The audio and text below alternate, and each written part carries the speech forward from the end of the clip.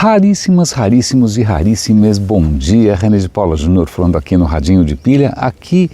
Defina aqui, eu estou bastante longe do meu ambiente natural, mas se vocês estiverem ouvindo os passarinhos, eles são de verdade. Eu estou no lugar em que eu estou cercado de passarinho para tudo quanto é lado, nem sei que passarinhos são esses, eles estão aproveitando que é o começo do dia para provavelmente fazer o seu café da manhã. Então eu espero que isso esteja transparecendo. Ao longo da viagem, eu estou fora quase 2 semanas já, eu venho sistematicamente coletando gravações de passarinhos no amanhecer. Eu prometo fazer bom uso disso quando eu voltar. Eu estou aproveitando da melhor maneira possível esse tempo de descanso, né, mas estou com saudade, obviamente, de publicar aqui o Radinho. E hoje eu acho que é um dia interessante que talvez tenha alguma coisa interessante para contar. E eu já faço um disclaimer aqui, um alerta logo no início. Eu vou falar aqui de questões de fé. Então, caso isso não seja um tema confortável para você, caso isso não seja alguma coisa que você se interesse, então, ok, espere eu voltar que de repente eu posso estar falando de outras coisas, sei lá do que. Né? Mas é muito interessante porque hoje de manhã eu estava dando uma olhada nos vídeos do YouTube que tinham acabado de ser publicados e um canal que me estimula bastante é um canal chamado Be Smart. Eu contribuo com ele, assim como 17 super raríssimos contribuem com o Radinho todo mês, pelo qual eu sou muito grato. Não é? E no Be Smart ele estava mostrando imagina que você faz um desenho de um boneco de palitinho, né? Uma cabeça que é uma bolotinha, né? Uns palitinhos para cá, uns palitinhos para lá. Ele falou, olha, isso daqui, esse bonequinho de palitinho é uma das maiores descobertas da ciência. E ele vai contar que num certo momento os astrônomos tentaram fazer um mapa tridimensional do universo. Não é uma coisa muito simples, então você tem que primeiro descobrir a que distância que as galáxias estão, e assim vai, tenta daqui, tenta de lá, junta os dados, etc. Tem um monte de técnicas para isso, mas aí na primeira imagem que eles conseguem fazer, eles percebem que o que dá para ver ali são galáxias, não são nem estrelas, o negócio que estão fazendo é grande. Eles percebem que as galáxias não estão uniformemente distribuídas no universo. Elas estão meio que aglomeradas de uma maneira estranha e nessa imagem que eles produzem, justamente aparece ali galáxias se aglutinando numa forma que, do nosso ângulo, visto aqui da Terra, parece um boneco de palitinho. Né? Aí quando eu vi aquilo, eu falei, uau, deve ser provavelmente um cluster, né, um aglomerado de galáxias, mas a primeira coisa que eu pensei, foi, bom, tenho certeza que alguém vai interpretar isso como uma mensagem cósmica divina, que ó, tá vendo aqui o Criador escondido na forma como as galáxias se... Mas rapidamente essa ideia passou e foi meramente divertida, mas eu tenho certeza que para algumas pessoas isso ia provocar algum tipo de reação diferente.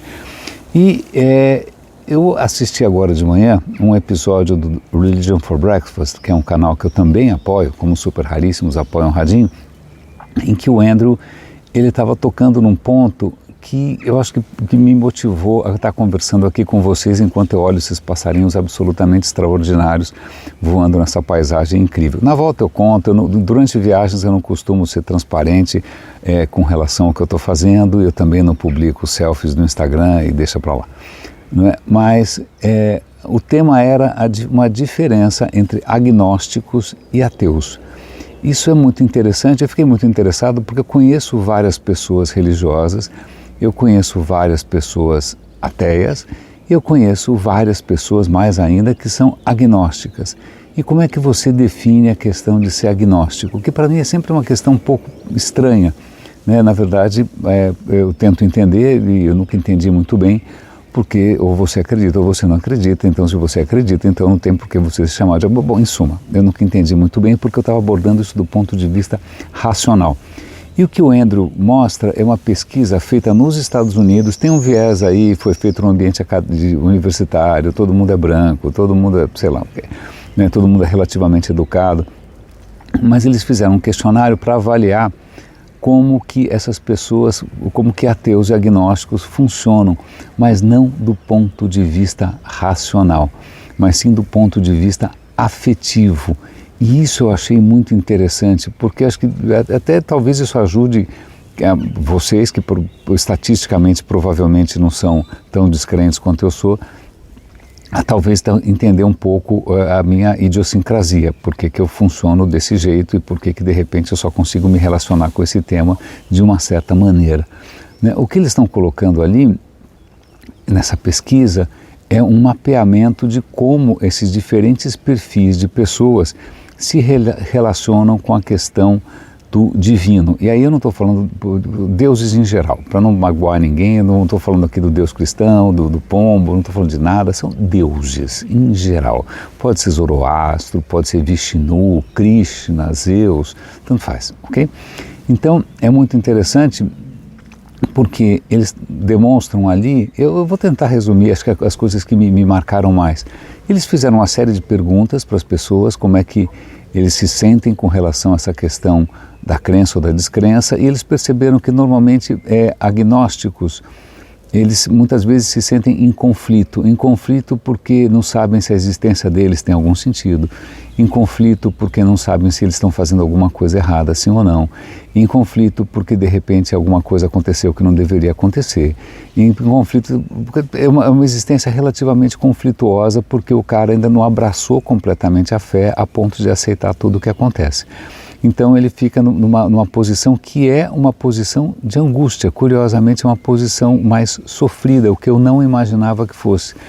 E aí nesse questionário eles perguntam, olha, imagina que você se encontra diante de uma porta e essa porta está entreaberta, do lado de lá estão os deuses ou uma divindade, ou seja o que for. Eu até falo os deuses porque eu percebo que quando a gente fala sobretudo de fé católica, nunca é só Deus, tem um monte de santo, é uma quantidade gigantesca. Nessa viagem eu estou descobrindo um monte de santo que eu nem imaginava, não é? Mas é muito curioso porque, bom, ok, você tem essa porta, do lado de lá estão os deuses, do lado de cá está você. O que você faz?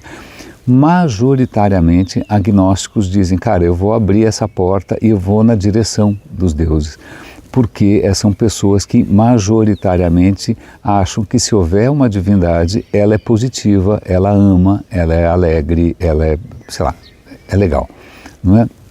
Agora, do lado dos ateus, e aí eles até fazem uma diferença, tem um ateu fechado, ateu aberto, sei lá, né? Mas e tem até uma definição que eu acho interessante, que ateu não é aquele que não acredita na existência de deuses, é aquele que acredita na inexistência. Eu acho que é um pouco diferente e acho que é realmente o meu caso, que talvez explique porque para mim alguns temas são um pouco obscuros. É porque eu acredito na inexistência, eu não consigo imaginar como é que poderia ser possível uma coisa dessa. Mas, pois bem, diante de uma porta aberta, não é?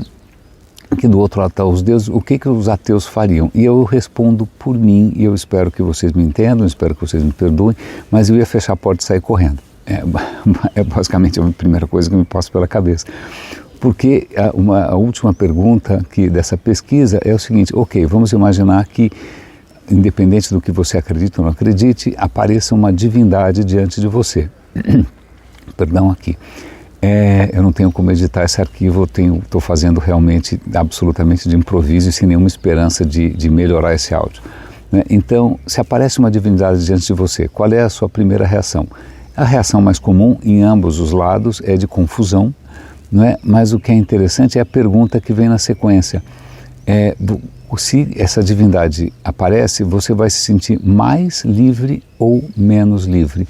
E aí os agnósticos vão responder majoritariamente, eu vou me sentir mais livre, finalmente está confirmado, agora eu me sinto mais livre, com menos conflito. Eu, respondendo aqui talvez pelos ateus fechados, eu digo que eu me sentiria menos livre, porque eu não consigo entender qual é a graça de ter alguém que pode se meter na minha vida quando bem entende de um jeito que eu nunca vou entender. Então, espero que isso ajude a entender esses 8 anos de radinho, né, essas minhas idiosincrasias, essa minha relação um pouco mais complicada. É muito curioso porque eu sempre tive um problema razoável, não sei se espero que vocês tenham um dia oportunidade de visitar na Grécia a ilha de Patmos. Patmos é uma ilha maravilhosa, belíssima, é um mar extraordinário e ali você pode visitar, se você quiser, claro, um monastério dedicado ao cara que é João. Quem foi que escreveu as Revelações? É João? Eu não sei, algum desses apóstolos, desses profetas, sei lá. E que o livro de Revelações, que é onde está o Apocalipse, o Anticristo, aquilo para mim é de um nível de delírio muito difícil de entender e que infelizmente está influenciando a paz mundial hoje. Hoje você tem uma boa parte do apoio a essas guerras todas que estão acontecendo no Oriente Médio é de gente que quer precipitar a vinda do Armagedon e do fim do mundo, porque afinal esse mundo não é tão legal assim, né? Então, esse texto completamente perturbado foi escrito numa caverna no lugar mais bonito do mundo. Então eu fico completamente pasmo, porque eu falo, cara, é o lugar mais bonito do mundo, por que o cara vai parar numa caverna? Qual é o problema? Fica aqui fora que é mais legal.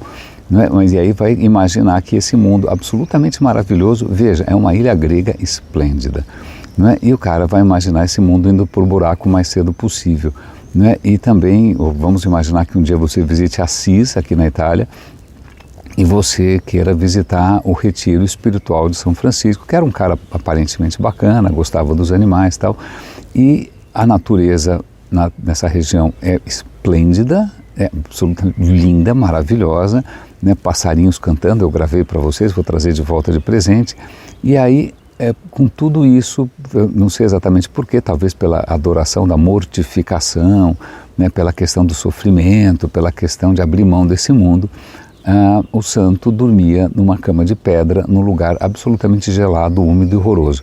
Né? E você fala, sai, né? Sai lá fora.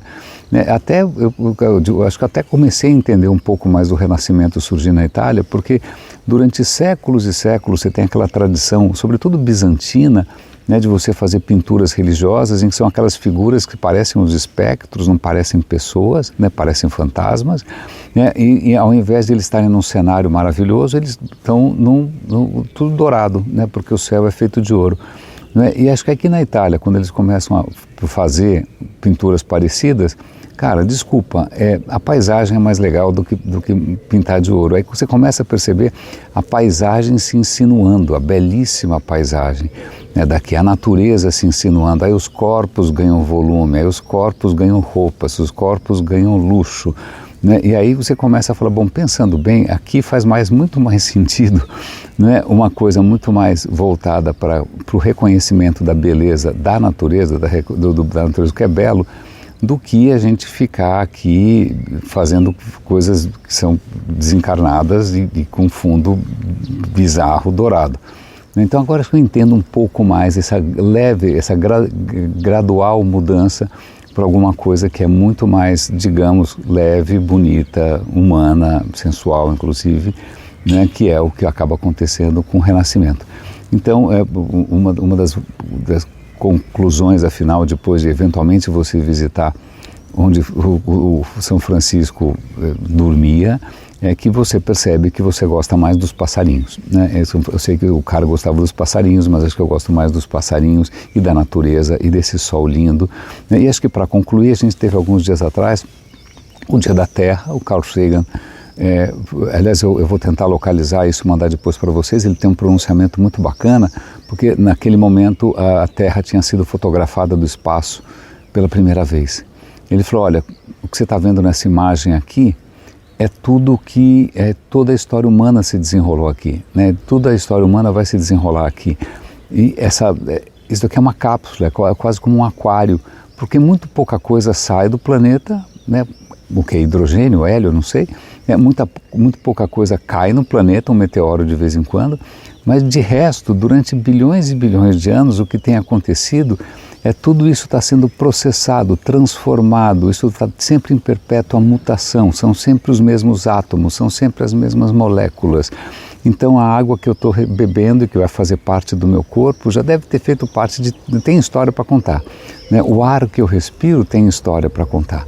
Né? A hora que realmente meu corpo parar de funcionar, ele vão tomar outros rumos. Né? E na verdade você não é uma coisa que nós todos somos processos, somos coisas que estão em andamento, né? Nessa dinâmica, nessa dança sem fim, desse pequeno aquário que realmente está numa posição muito privilegiada de poder usufruir, né, da energia grátis desse sol maravilhoso, que tem aqui uma série de condições, tem uma magnífica, ó os passarinhos que lindo, uma magnífica atmosfera, um magnífico campo magnético que durante um bom par de milhões de anos aí vem sustentando uma absoluta maravilha, um absoluto milagre. Será que isso está acontecendo em outros lugares da mesma maneira? Talvez sim, talvez não, né? Mas essa consciência de que nós estamos dentro desse aquário, que esse aquário se basta, que não precisa de nenhuma intervenção estranha, que ele se explica, né? Aliás, muito curioso, se você estiver andando numa cidadezinha medieval por aqui e você olhar para o chão, muitas vezes as pedras que foram usadas como calçamento, elas têm pequenos fósseis de conchas. Aí você fala, claro, isso daqui é uma pedra provavelmente calcária, alguma coisa assim da região, isso devia estar debaixo d'água há não sei quantos milhões de anos, aí você tem placas tectônicas, tudo se mexe, não é? E aí são camadas e camadas de vida que foram depositadas e com o tempo o mar subiu e com o tempo isso virou pedra. E agora isso está aqui e as pessoas que andam em cima muitas vezes estão acreditando que tudo foi criado em uma semana e o planeta tem 6.000 anos. Então veja, você pode estar andando sobre evidências maravilhosas da evolução da vida no planeta, você pode estar olhando para cima, como eu estou olhando agora, vendo dezenas e dezenas de passarinhos num redemoinho estranho, né, fazendo um espetáculo grandioso, movido pela luz do sol. E na boa, eu prefiro realmente estar aqui nessa varanda do que escondido numa caverna, esperando que tudo acabe num Armagedon. Raríssimas, raríssimos e raríssimos, muito obrigado pela companhia, espero que isso de alguma maneira esclareça um pouco da minha posição, que eu sei que não é uma posição nem popular, nem fácil, nem simpática, né? Mas eu estou me entendendo melhor, estou entendendo melhor também o próximo, né? E isso foi o que me motivou a abrir o microfone nessa manhã absolutamente esplêndida. Cuidem-se, por favor, um grande abraço e até a minha volta.